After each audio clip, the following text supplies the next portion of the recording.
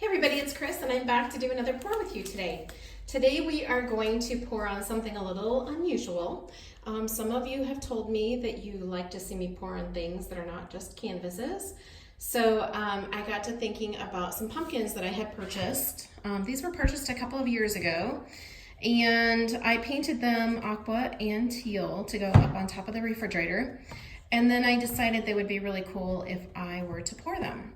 So I've got my camera set up a little bit differently today. I'm hoping that it will give you a little bit better vantage point of what I'm doing so that you'll be able to see kind of how the paint moves down the side of the pumpkins.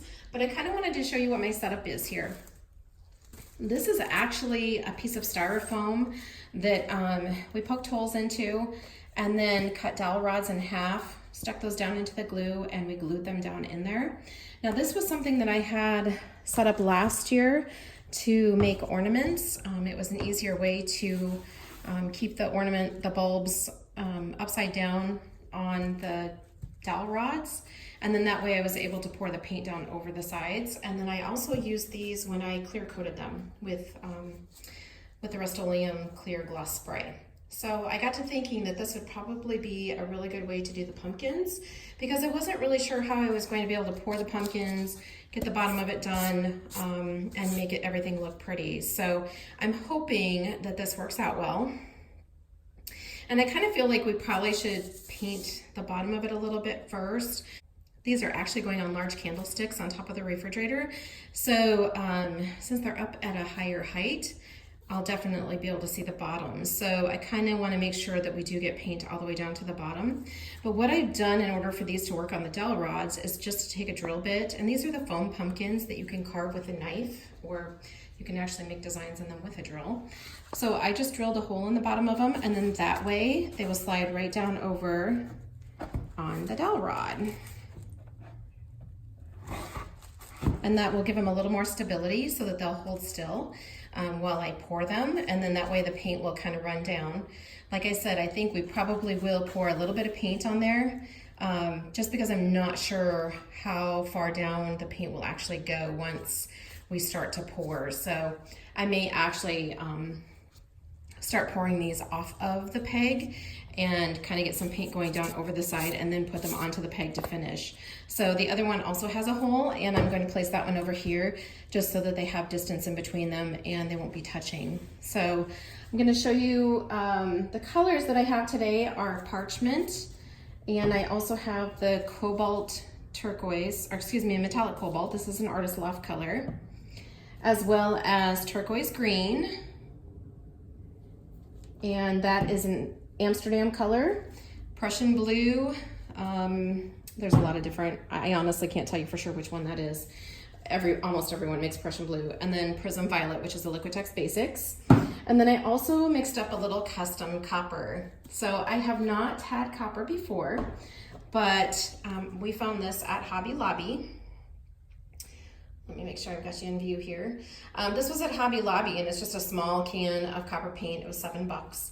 And then I mixed it in with a little bit of the Artist Loft metallic copper, just because I found that with this Rust-Oleum paint, it is really cool, but it definitely has kind of a clear base to it.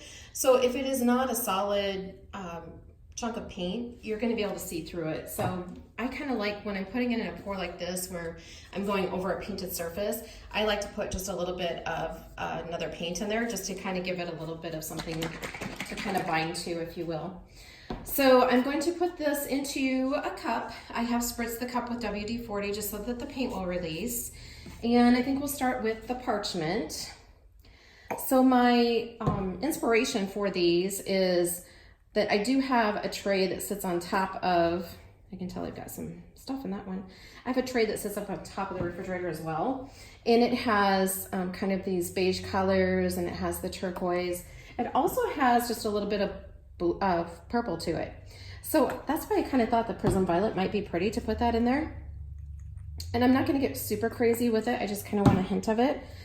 But I don't know that my copper will react really great next to the purple. So I'm just gonna put some Parchment in between, and then we'll put the copper in between the Parchment and kind of sandwich it in there. So I'm just gonna continue to layer my colors in here. Not exactly sure how much it's going to take to cover this. I will tell you that when you cover something that is an unusual shape, sometimes it does take a little bit more paint to get it covered. Just because you have to move it around, and you kind of have to be patient with it because it doesn't behave like a flat surface does. So you just kind of have to be patient, and I promise it will turn out super cool. All right, so as I said, this is a 9-ounce cup, and we're probably gonna go for about 8 ounces of paint here. I'm just gonna finish off with a little bit more of that metallic cobalt. All right, and then as I said, I think I will start with the bottom first. So I'm gonna go ahead and take this guy off of the peg. And actually what I think we'll do, hopefully I have you in the right view, I'm gonna start up here and just kind of let the paint go down, and hopefully it'll run down to the bottom of the pumpkin. So when you're doing something like this, just kind of let the paint flow. And I can see that it's probably not going to cover the bottom of my pumpkin very well. So I'm actually going to tip this, and I'm just gonna put a little bit of paint down here to make sure that what is going to show will be pretty from the bottom as well. So I'm just gonna kind of roll this around a little bit and make sure that those edges have some paint on them. And then I'm just gonna plunk this down onto the dowel rod. And there's that hole. There we go. So I'm gonna do the same thing with this guy. And then that way it'll be ready to paint as well.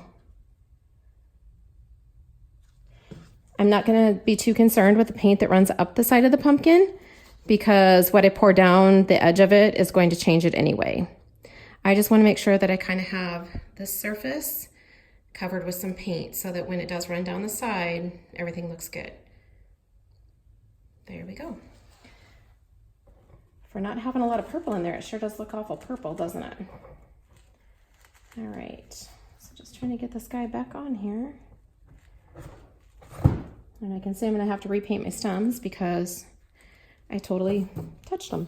All right, so I'm just gonna go ahead and start pouring this and let it kind of run over the edges and just kind of help it along a little bit. And you'll find that when you're pouring something that has like these ridges in it, sometimes you kind of have to pour a little bit more on the higher part of the ridge, just to kind of get it flowing over there.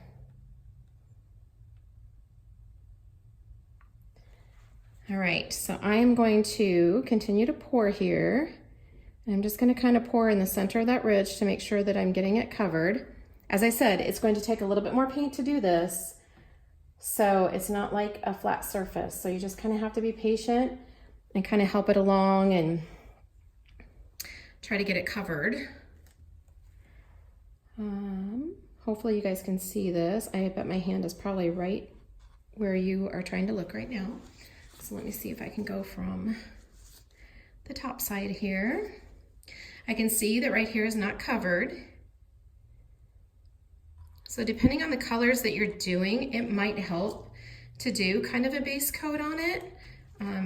You know, with this one being turquoise already, it's definitely helpful for me because I'm using turquoise in the color. So therefore, and sometimes if you just hold your finger there and kind of create a dam, that helps it to cover as well. It kind of helps it flow down as well. All right, so let me see if I can turn this and show you what I did there. So I'm starting here, there's kind of a little bit of a bump there. And so I'm just gonna make sure that I pour right in the center of that and kind of get that paint going. And then I'm just gonna kind of help it move along there. Just like that. And then if I kind of hold it up as a dam, that kind of helps the paint to flow that way. Just like that. Those are pretty stinking cool, I have to say. They kind of look marbled, don't they? All right, and then I'm gonna do the same thing right here. Just kind of make sure that I've got enough paint flowing.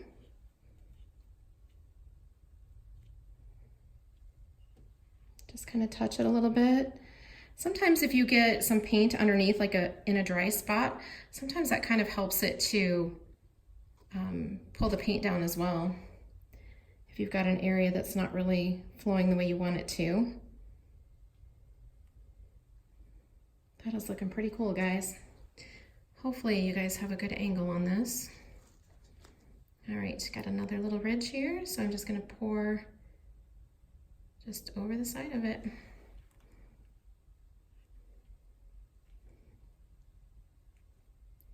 And then just kind of help it along a little bit. I think once you have it covered too, it's easier to go back and kind of touch up if you don't love how something looks. It's much easier to go back and fix it once you have some paint on there, because I feel like the paint kind of flows over it a little bit easier at that point, if that makes sense. That's what I found when I did my ornaments last year. So it kind of tends to want to go down the ridges on the pumpkin, obviously. So I'm just going to kind of come back and touch it up. So all of the paint that I have flowing down onto my plastic, I have some expandable telephone holders, and I will dip right into that paint so it will not go to waste. I try to find a use for everything that I have left over for sure. All right, so I think we just have a little bit left to cover here. We're kind of running out of paint, but that's okay. Should almost be done anyway.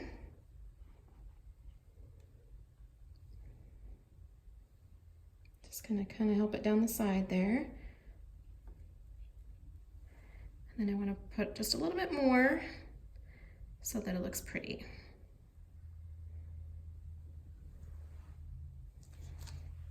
And I'm just going to continue around. So the plan for these will be to let them dry, probably just a couple of days. Since they're on plastic, they should dry pretty quickly. I do have a dehumidifier out in my studio, so I find that things kind of dry a little bit quicker for me. So they will dry for a few days, and then I will give them a coat of clear coat, and then they will have a pretty little place up on top of their refrigerator. So I am going to go ahead and finish the second one. I'm not going to subject you guys to watching that too, but I'll finish the second one, and then I'll come back and show you a final look of how both pumpkins look. I will put a picture of the completed pumpkins at the end of the video, as well as how they are displayed up on top of my refrigerator. If you have any questions, please let me know. Thank you so much for watching today. Please make sure that you like and subscribe. Bye-bye.